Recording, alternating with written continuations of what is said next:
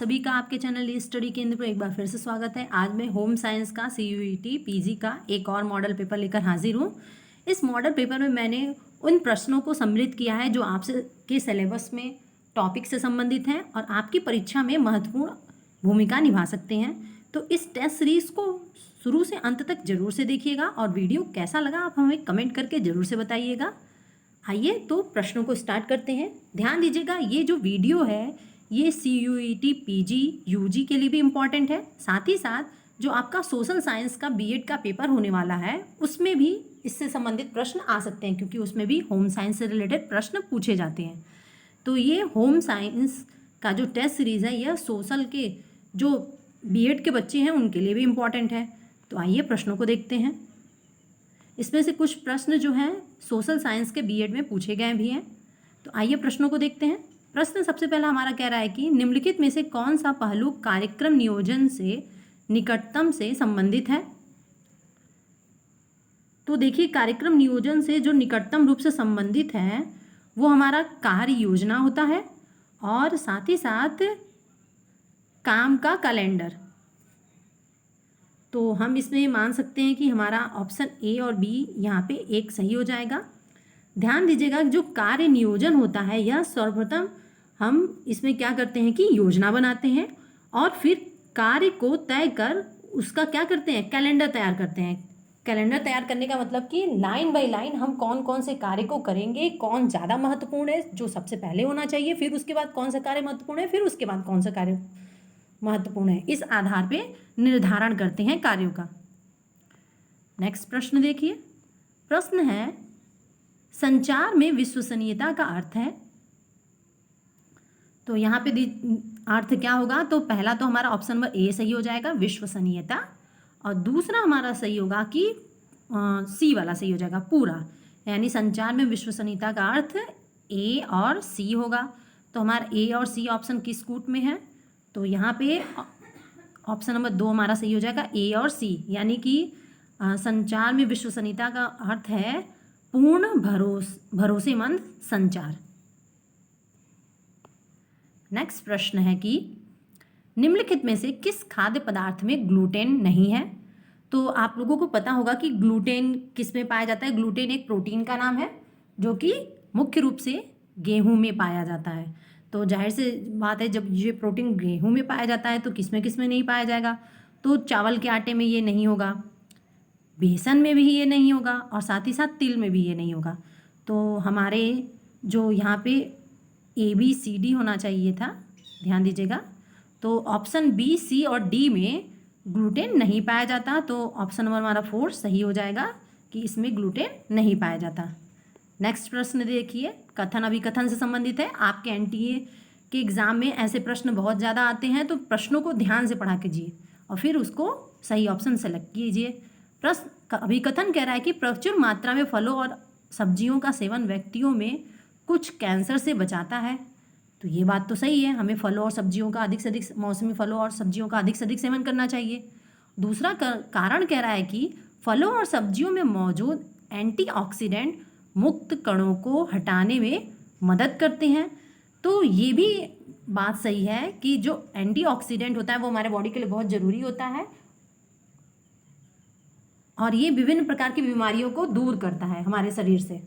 तो ये भी सही हो जाएगा। तो कथन A अभिकथन जो है और कारण दोनों ही हमारा क्या हो जाएगा, सही हो जाएगा। तो ऑप्शन नंबर 1 सही होगा।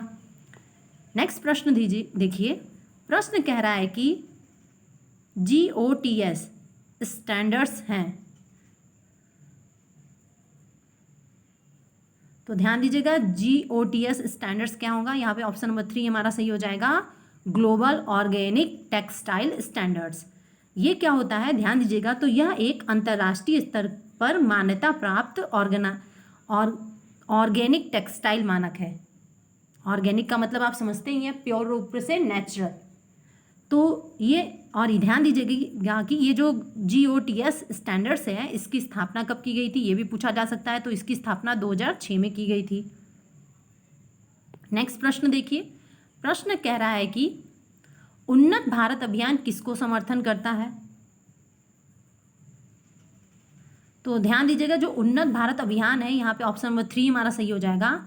ग्रामीण विकास के लिए कौशल निर्माण और आर्थिक सशक्तिकरण, ताकि ग्रामीण क्षेत्र में जो मानव शक्ति है, संसाधन है, उसका अधिक से अधिक विकास हो सके और वे लोग भी आर्थिक क्षेत्र में अधिक से अधिक सशक्त बन सकें। तो ध्यान दीजिएगा, जो उन्नत भारत अभियान है यह ग्रामीण विकास के लिए कौशल और आर्थिक सशक्तिकरण का समर्थन करता है। और ये जो है इसका शुरुआत कब किया गया था? तो 2014 में, 2014 में। और किस मंत्रालय के माध्यम से इसकी शुरुआत की गई थी? तो ध्यान दीजिएगा, इसका जो शुरुआत था यह शिक्षा मंत्रालय द्वारा 2014 में इसकी शुरुआत की गई थी। ये भी ध्यान रखिएगा, कभी कभी मंत्रालय, किस मंत्रालय के माध्यम से किस योजना की शुरुआत की गई थी, ये भी पूछ लेता है। तो हर तरह से हमें तैयारी करके रखना है कि हम किसी भी क्वेश्चन को छोड़ेंगे नहीं, हर क्वेश्चन को करेंगे। आइए नेक्स्ट प्रश्न को देखते हैं। प्रश्न है कि निम्नलिखित में से कौन शरीर की मोटाई बढ़ाने का आभास प्रस्तुत करते हैं?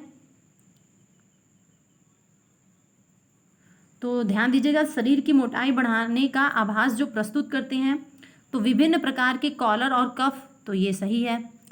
फिर रंग के एकल कॉलर, तो ये नहीं सही होगा, ये नहीं है। फिर टर्टल नेक जो है ये भी करता है, तो ये भी सही हो जाएगा। और जो चोकर होता है ये भी करता है, तो ये भी सही हो जाएगा। तो यानी हमारा ए, सी और डी ऑप्शन सही हो जाएगा। तो ए, सी और डी ऑप्शन किस में है? ऑप्शन नंबर 4 में, तो ये हमारा सही हो जाएगा। नेक्स्ट प्रश्न देखिए। प्रश्न है कि किन लवणों की उपस्थिति के कारण जल में स्थायी कठोरता होती है? तो ध्यान दीजिएगा, जो जल में स्थायी कठोरता होती है वो मैग्नीशियम क्लोराइड के कारण भी होती है, कैल्शियम नाइट्रेट के कारण और कैल्शियम सल्फेट, यानी उपयुक्त सभी के कारण जल में जो है स्थायी कठोरता पाई जाती है। और जल की स्थायी कठोरता हम किस विधि के माध्यम से दूर करते हैं? ये प्रश्न भी आपके BHU B.Ed में पूछा हुआ है। तो कैगलन विधि के माध्यम से जल की स्थायी कठोरता को दूर की जाती है। नेक्स्ट प्रश्न है हमारा अभिकथन और तर्क से संबंधित है। ध्यान दीजिएगा, प्रश्न को कह रहा है कि प्रश्न, अधिक वजन वाले लोग कड़े कपड़ों में भारी दिखाई देते हैं। तो ये बात अभिकथन जो है ये सही कह रहा है, क्योंकि अब आप मोटे हैं और आप कड़े कपड़े पहन लेंगे तो कड़े कपड़े क्या होते हैं? फूल जाते हैं और वो और आपको मोटा दिखाते हैं। और यह कपड़े शरीर से दूर रहते हैं, अतः अधिक मोटापे का भ्रम उत्पन्न करते हैं। तो तर्क भी जो है सही है।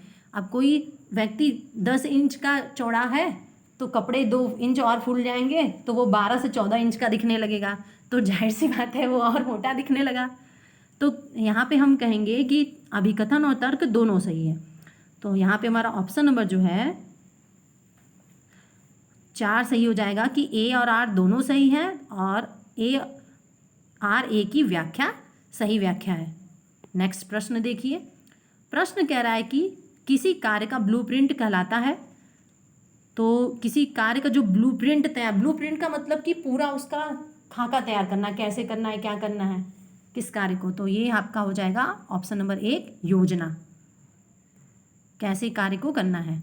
नेक्स्ट प्रश्न है कि समय व्यवस्थापन का यंत्र है। तो समय व्यवस्थापन का यंत्र हम किसे मानते हैं? तो यहाँ पे ऑप्शन नंबर 1 सही हो जाएगा, कार्यवक्र को हम समय व्यवस्थापन का यंत्र मानते हैं। नेक्स्ट प्रश्न है हमारा, कार्यक्रम नियोजन प्रक्रिया का आखिरी चरण है। जब हम कोई कार्यक्रम बनाते हैं, उसका नियोजन करते हैं, तो उसमें जो लास्ट चरण होता है वो क्या होता है? तो ध्यान दीजिएगा, यहाँ पे ऑप्शन नंबर 4 हमारा सही हो जाएगा, पुनः विचार। यानी हमें एक बार फिर से रीचेक कर लें कि हमने जो योजना बनाई है वो हर तरह से सही तो है, उसमें कहीं उसमें कोई कमी तो नहीं रह गई, कुछ हमसे छूट तो नहीं रहा है। क्योंकि अगर 2-3 बार हम उसका पुनर्विचार कर लेते हैं तो उसमें कोई भी गलती होने की संभावना नहीं होती है और हम बेस्ट से बेस्ट अपना कार्य कर पाते हैं। नेक्स्ट प्रश्न है, टेक्सटाइल सामग्री की सबसे छोटी इकाई है। तो ध्यान दीजिएगा, टेक्सटाइल जो सामग्री है इसकी सबसे छोटी इकाई जो होता है वो हमारा ऑप्शन नंबर 2 सही हो जाएगा, फाइबर। नेक्स्ट प्रश्न को देखते हैं। प्रश्न है कि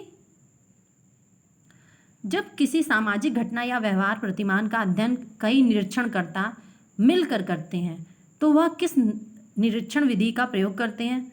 तो ध्यान दीजिएगा, यहाँ पे कई आया है, कई निरीक्षणकर्ता मिलकर करेंगे, तो जाहिर सी बात है समूह में कर रहे हैं, तो इसका आंसर क्या हो जाएगा? ऑप्शन नंबर 1 सही हो जाएगा, सामूहिक निरीक्षण विधि हो जाएगा। तो जब कई लोग मिलकर किसी सामाजिक घटना या व्यवहार प्रतिमान का अध्ययन करेंगे तो वो सामूहिक निरीक्षण विधि के अंतर्गत आएगा।